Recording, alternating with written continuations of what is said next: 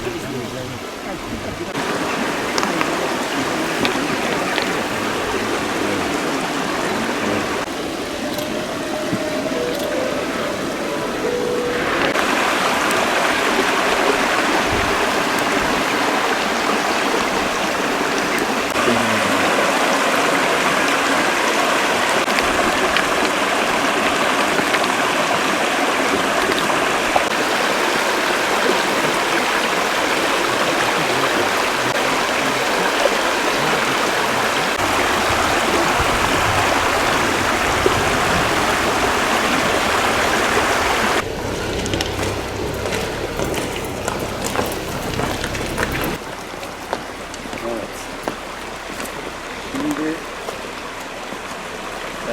burası bizim bildiğimiz Sinek Çayı. Sinek Çayı'nın kaynağı Sinek Köyü'nün hemen üst tarafından çıkıp Çermi'nin batı tarafından daire çizecek şekilde akıp Fırat Nehri'ne doğru bir yatak kendine oluşturup devam eden önemli bir akarsuyumuz. Gördüğümüz bu kaynak aynı zamanda Çermik içme suyunu da karşılayan bir akarsuyumuz. Yaşım 52. Bu yaşa kadar geldiğimizde aşağı taraflarda ve buralarda biz bu suyu içme suyu olarak kullandık. Şu an itibariyle gördüğünüz gibi gelen su tertemiz. Herhangi bir kirlilik, herhangi bir pislik, herhangi bir koku oranı yok. Fakat Çermi'ye geldiği noktadan itibaren maalesef istemediğimiz bir manzara, istemediğimiz bir tabloyla karşı karşıya geliyoruz. Bunu da ancak gidip orada Çermi'nin alt tarafından çıkışını gördükten sonra konuşabiliriz. Fakat şu an itibariyle burada bulunduğumuz nokta su temizlik noktasında hiçbir sorun, sıkıntı yok. Ama şehrin yerleşim yerlerine girişiyle beraber maalesef biz bu temizliği göremiyoruz.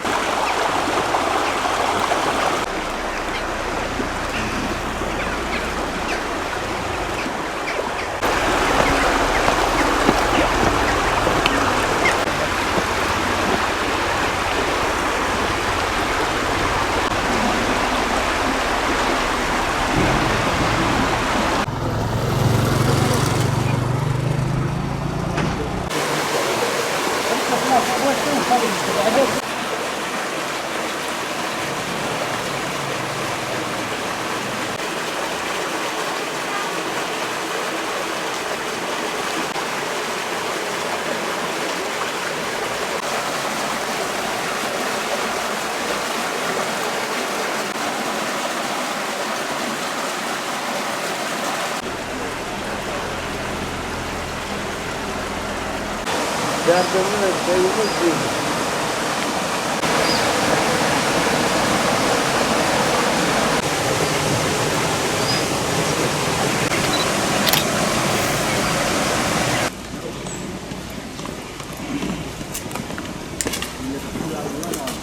Selamünaleyküm.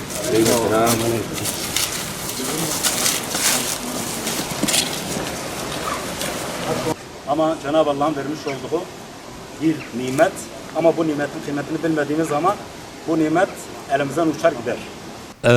İnsanlık tarihi boyunca bazı unsurlar savaş sebebi olarak hep görülmüştür. Günümüzde de bu savaş sebepleri olan unsurlar hala devam etmektedir. Biz de bu savaş sebeplerinden birisi olarak suyu gündemimize dedik alalım. Sular da insanlık tarihi boyunca gerek aileler arasında, gerek kabileler arasında, gerek devletler arasında, gerekse de küresel güçler arasında en büyük savaş sebebi olmuştur. Bugün itibariyle de bu hala geçerliliğini sürdürmektedir. Biz şu an itibariyle Çermik'in Sinek çayının yatağında bulunuyoruz. Cenab-ı Allah Çermik'e, ilçemize, bölgemize böyle büyük bir nimet vermiştir. Çıkıştan Çermik'in içerisine gelene kadar berrak, tertemiz, içilebilir bir durumdayken maalesef Çermik'in içine girmesiyle beraber sağlı sollu yerleşim yerlerinden akan kanalizasyon suları ve evsel atık sularının birleşmesiyle arkamızda gördüğünüz gibi adeta bir lağım suyuna dönüşmüştür. Bu elbette ki sorumlusu kimdir diye derseniz bizi idare eden, bu işle ilgilenen elbette ki yetkililerdir. Bu suyun bu hale gelmesi biz insanların yanlış proje, yanlış uygulama ve yanlış uygulamaların sonucu olarak bu hale gelmiştir. Bunun çözümü nedir diye sorarsanız birinci çözümü hiç geciktirilmeden, uzatılmadan bir an önce bir arıtma tesisinin uygun bir yerde inşa edilmesidir. Artı bununla beraber çıkan kanalizasyon sularının buraya gelene kadar en azından arıtılarak bir nebze de olsa hafifleştirilmesi olması diye düşünüyoruz. Şimdi eskiden nüfusumuz ve yerleşim yeri az iken şu anda nüfus ve yerleşim yerleri artık bu kaynağın sağlı ve sollu kıyısında yerleşmiş bulunmaktadır. Burada oturan hemşerilerimiz, vatandaşlarımız özellikle yazın oturulamayacak derecede rahatsız oluyorlar. Çıkan koku, sivrisinek ve bu suyla temas eden gerek insanlar olsun, gerek hayvanlar alemi olsun, gerekse de suyun içinde yaşayan canlılar olsun tamamıyla olumsuz bir şekilde etkileniyorlar. İster istemez bu doğrudan bizleri etkiliyor. Ve işin daha da önemli bir boyutu Çermik gibi bir yerde böyle bir akarsuyunun olması turizm açısından büyük bir öneme sahiptir. Çermik'in üst tarafındaki bölgede turizmden faydalanırken fakat alt tarafına Fırat Nehri'ne kadar olan durum boyutunda bundan istifade edemiyoruz.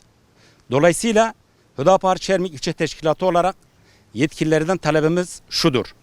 Bir an önce ilgili kurum, amir ve yetkililerin gelip bu yatakta bir zemin etüt çalışması yaparak oluşan bu rahatsızlığı bizzat kendilerini yerde tespit etmeleri ve geciktirilmeden bir an önce burada bir arıtma tesisini inşa edip milletimizin, halkımızın, ilçemizin hizmetine sunmaları en büyük talebimizdir.